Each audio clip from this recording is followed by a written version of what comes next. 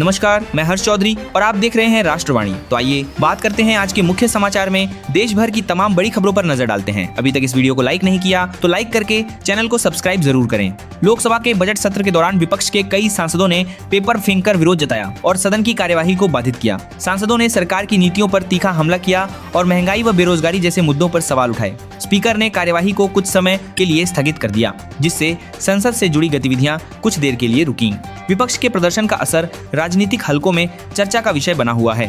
America ने भारत पर लगाई गई टैरिफ दरों को 18% तक घटाने पर सहमति जताई है और भारत ने रूसी तेल आयात को समाप्त करने पर हामी भरी है। यह ऐतिहासिक ट्रेड समझौता दोनों देशों के बीच आर्थिक रिश्तों को नई ऊंचाइयों पर ले जाने वाला माना जा रहा है। प्रधानमंत्री तथा अमेरिकी राष्ट्रपति के बीच बातचीत के बाद इसका असर शेयर बाजार, आयात, निर्यात और विदेशी निवेश पर दिख रहा है। भारत अमेरिका ट्रेड डील की पुष्टि के बाद सोना एवं चांदी दोनों की कीमतों में तेजी देखी जा रही है। कॉमेक्स पर सोना लगभग 4,840 प्रति आउंस पर पहुंच गया है, जबकि चांदी की कीमतों में भी जबरदस्त उछाल दर्ज हुआ है। निवेशक सुरक्षित हेवन एसेट्स की ओर आकर्षित हो रहे हैं, जिससे बाजार में कमोडिटी सेक्टर में हलचल बढ़ी है। संसद के बजट सत्र में विपक्ष और सरकार के बीच तनाव के बीच कई अहम मुद्दों पर चर्चा जारी है, जिसमें नए टैक्स कानून, सरकारी खर्च और रणनीतिक नीतियों को लेकर बातें शामिल हैं। सदन में विपक्ष ने सरकार को अपेक्षित जवाब न देने के लिए निशाना साधा, जबकि सरकार का कहना है कि देश हित में महत्वपूर्ण निर्णय लिए जा रहे हैं। अमेरिकी स्टॉक इंडेक्स ने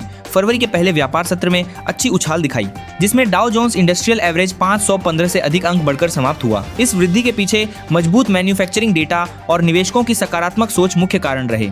ग्लोबल आर्थिक संकेतकों ने बाजार में सुधार का माहौल बनाया है। दिल्ली समेत उत्तर भारत के कई हिस्सों में ठंड और घने कोहरे का असर जारी है, जिससे दृश्यता कम हो रही है और सामान्य जीवन प्रभावित हो रहा है। मौसम विभाग के अनुसार पिछले 4 वर्षों में यह फरवरी का सबसे ठंडा दिन रहा है। हवाई अड्डों पर भी उड़ानों में देरी की चेतावनी दी गई है। घरेलू यात्रियों को मौसम के मद्देनजर अतिरिक्त समय लेकर चलने की सलाह दी जा रही है। भारत ने 2026 बैगेज नियमों के तहत भारत में आने वाले यात्रियों के लिए ड्यूटी फ्री भत्ता 75 शून्य तक बढ़ा दिया है। इसका मतलब है कि विदेशी पर्यटक अब अधिक मूल्य वाले सामान बिना शुल्क के ला सकेंगे। पर्यटन और यात्रा क्षेत्रों में इससे सकारात्मक प्रभाव की उम्मीद जताई जा रही है। पंजाब में एयरपोर्ट का नाम बदलकर सांस्कृतिक पहचान को सम्मान पंजाब के आदमपुर एयरपोर्ट का नाम गुरु रविदास जी के नाम पर रखा गया, जो भारी धार्मिक तथा सामाजिक सम्मान का प्रतीक है। इसका उद्देश्य साहसी संत की शिक्षाओं और सामाजिक समानता के संदेश को प्रमोट करना है। नई नागरिक सुविधा से क्षेत्र की कनेक्टिविटी भी मजबूत होगी। केरल में नई ऑर्किड जाति की खोज। केरल के कांथलूर में शोधकर्ताओं ने एक नई ऑर्किड प्रजाति की खोज की है, जो जैव विविधता के महत्व को दर्शाती है। यह खोज पश्चिमी घाट के पारिस्थितिकी तंत्र की नाजुकता और समृद्धि के बारे में नई जानकारी प्रदान करती है और पर्यावरण संरक्षण की दिशा में काम करने वालों के लिए प्रोत्साहन है।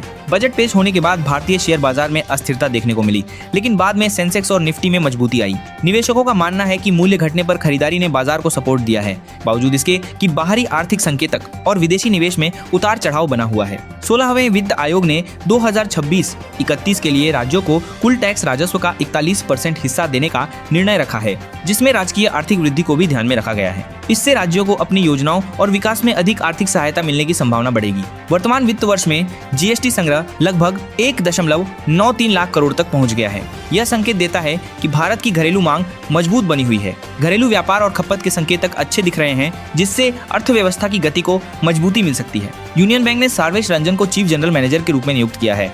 यह बदलाव बैंकिंग सेक्टर में नेतृत्व की रणनीति और ग्राहक फोकस को और मजबूत करने की दिशा में है। बैंकिंग क्षेत्रों में नेतृत्व परिवर्तनों से प्रतिस्पर्धा और सेवाओं की रणनीति और गुणवत्ता बेहतर होने की उम्मीद है। मौसम विभाग ने पश्चिमी विक्षोभ के सक्रिय होने के कारण जम्मू, कश्मीर, हिमाचल और उत्तराखंड में हल्की से मध्यम बारिश और बर्फबारी की चेतावनी जारी की है। इससे उत्तर भारत के पहाड़ी क्षेत्रों में सर्दी का असर और बढ़ सकता है। यात्रियों को मौसम अपडेट पर नजर रखने की सलाह दी जा रही है। ईएमडी के अनुसार पंजाब, हरियाणा और यूपी के कुछ हिस्सों में घना कोहरा निम्न तापमान के साथ जारी है। इससे सुबह शाम की आवाजाही प्रभावित हो रही है और लोगों को सड़क सुरक्षा के लिए अतिरिक्त सतर्क रहने का आग्रह किया गया है।